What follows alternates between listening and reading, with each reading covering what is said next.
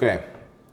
I must know, what are some challenges you think that actors today have to deal with that actors of the past never had to deal with? I think that today there's an oversaturated market of being actors, of actors. I know you've always talked about this before. There seems to be a lot of actors now.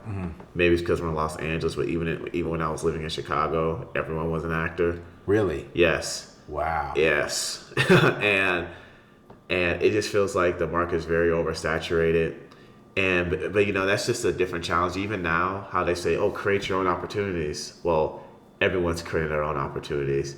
Everyone's creating their own content. So even within that realm, is also very oversaturated as well. So I think the biggest challenge that actors face today is that there's so much competition. Everyone's vying. There could be 1,000 people submitting for one role. You know, there's rumors that the role for Finn in Star Wars Force Awakens, that Disney auditioned over 2,000 actors for that role.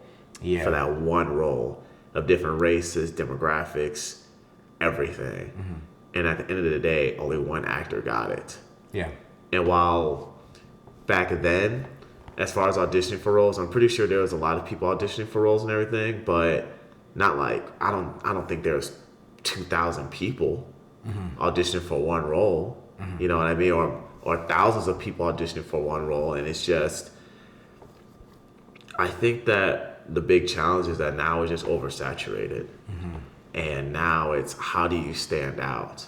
Not just in the United States, but now in the world as well. Now you see the rise of British actors. They're becoming way more prevalent because they can do American accents. They're more classically trained. And in the eyes of Hollywood, they're seen as better actors. You know what I mean? So now you're facing that. Even though they've always been there, now it's more than ever. You know what I mean? Look at the person from Stranger Things. What's her name? Millie Bobby Brown. She's from Spain.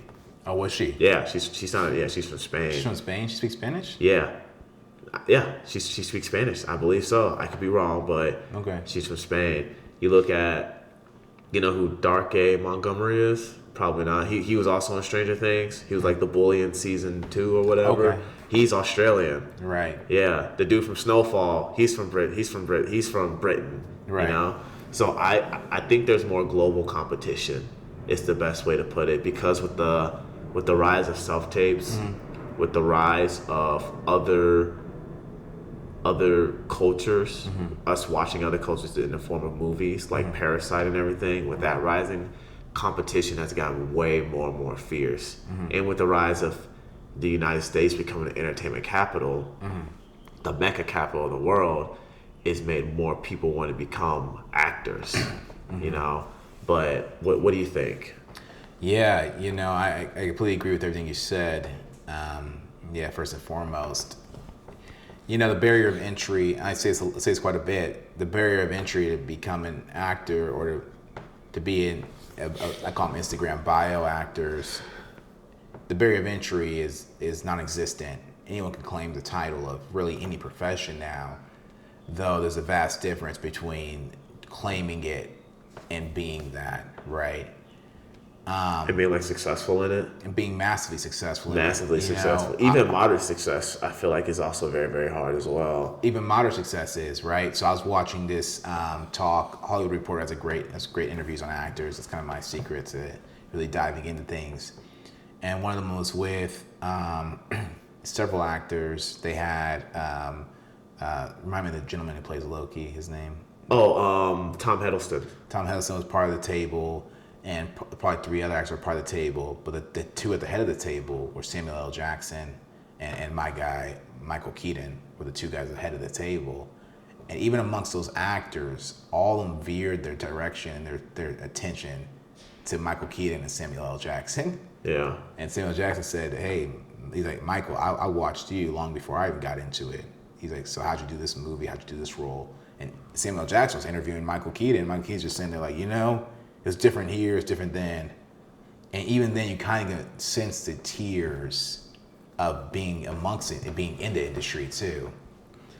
And the tears are based off of this one word that everyone hears so much, but very few grasp it. The tiers are based off of consistency. The tiers are based off of body of work. The tiers are based off of versatility. One guy at the table was very proud of his role of being this said character. Another guy's very proud of this role of being known as this said character. But when the direction shifted to Michael Keaton and Samuel L. Jackson, they were being stared at by these other actors throughout the interview because they were known for breaking molds. Mm-hmm. Michael Keaton could have easily just been Batman his whole career, but a lot of his power came from saying no to a lot of power came from saying no to good things. Because like I say quite often, guys, good distracts you from great. Good is a good distraction from great. I mean, the dude was Beetlejuice. Right. And the dude was Batman. Right. You can't get more different than any of those two characters. Yeah. So yeah, for sure. Yeah, I think my mom was talking about something about like, is that him from Herbie or whatever? I'm like, Herbie? What is Herbie? It's like something that was like this car. Oh, Herbie Fully Loaded? Yeah, the car that's like floating and stuff like that. I forgot he was the lead in that. He what? Dude! Exactly. And there's no one called like Sick and something. He's gonna kill me for that. But anyways, there's another film that we used to watch in health class that they would use to tell us about how to break an addiction. It's called. It's basically about him breaking an aggressive addiction. I didn't realize that was him. They're showing us in health class, across the nation about like how to some of the results of being addicted to something, how it's hard, you have withdrawals. Yeah. I didn't realize they're showing us Michael Keaton the whole time, young Michael Keaton in this film. And, when I talk to him, he's Michael, and, to talk to him, but at the same time, you step back a bit, you're like, oh, I see why the actors are all staring that direction towards him and Samuel L. Jackson, because they're this recipe called consistency. And that's the biggest message here, right? Is the barrier of entry is non-existent now. We all can get a profile on an acting website. We all can get headshots, but it's really what happens after the headshots that makes a difference on who's doing this for a living and who's not, right? And there's a difference from who's doing it for a living and who's a hobbyist and who's a hobbyist, and then it's also a difference between who's doing it for a living and it's their life's work. Mm-hmm. And that's kind of where you get to the Samuel L. Jackson and the Keatons. It's their life's work. The rest of the guys at the table are doing it for a living. Maybe they want to get to that point, aspirations or something that's personal. And then there's a lot of hobbyists. There's a lot of people who need fast food success. I'm a big reader, but I wasn't always. And the reason I started reading was not because I wanted to learn more, because I wanted to teach myself delayed gratification. I want to teach myself how to, delayed gratification, because the most rewarding things in life come from exactly that. And there's nothing fun. It's really mundane reading, but it becomes, you become, more and more, you enjoy it a little bit more and more. Same with, I can claim it now or I can claim it later, but I'm also bilingual due to a lot of time I spent speaking another language. Part of it's due to my family dynamic, but part of it is because of a lot of it. But I still had to make the decision to seek it out. So, delayed gratification. A lot of people don't have it, and that's the only thing that really combats this oversaturated industry. What's your thoughts about that? I agree with everything you said, mm-hmm.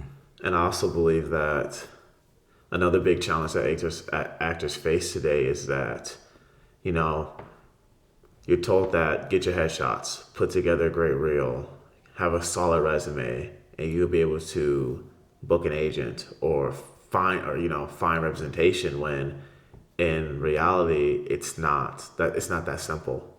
You know what I mean? It's really not that simple. And I remember you were telling me this over and over again. It's like, Josh, your reel doesn't matter unless it's from like credited projects.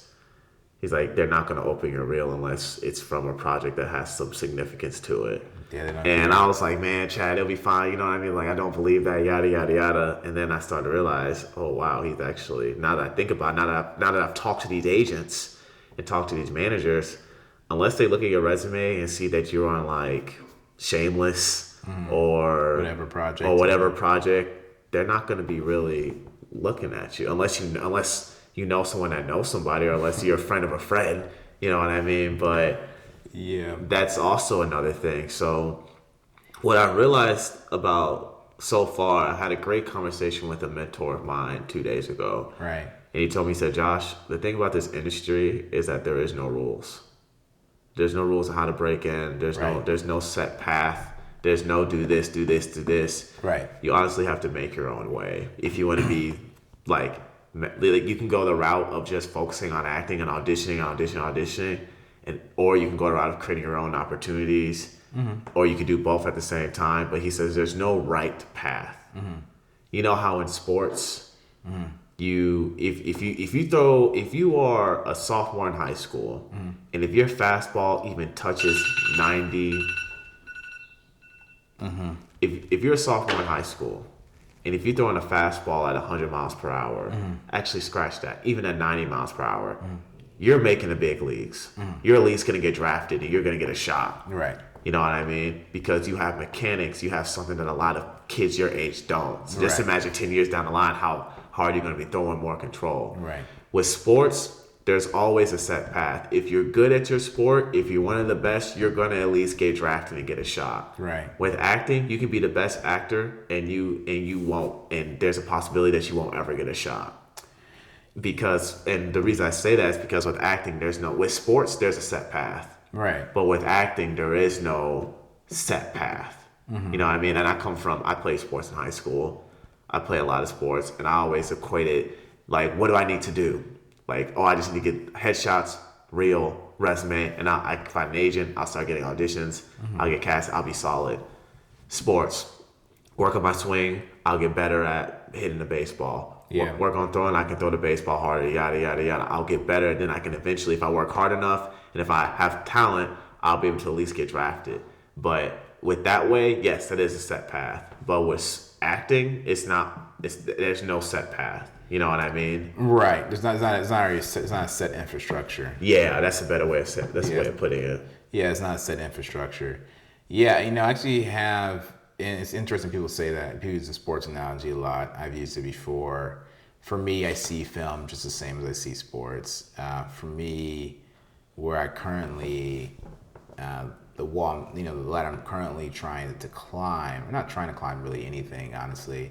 I do see an equation of reward. I do see a path of reward. I do see, to me, it's a very clear line of what X, Y, and Z needs to be done to be able to share your art on a greater scale.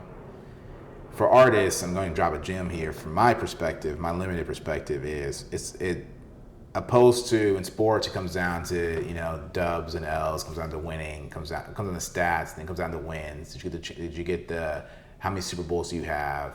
Is Patrick Mahomes going to pass Brady or not? The passing yards or I know what you mean. Passing yards, all the stats. And it rings. Well, for me, I brought it down to one thing. I brought it down to catalog. And catalog is what I describe as the artist's stats.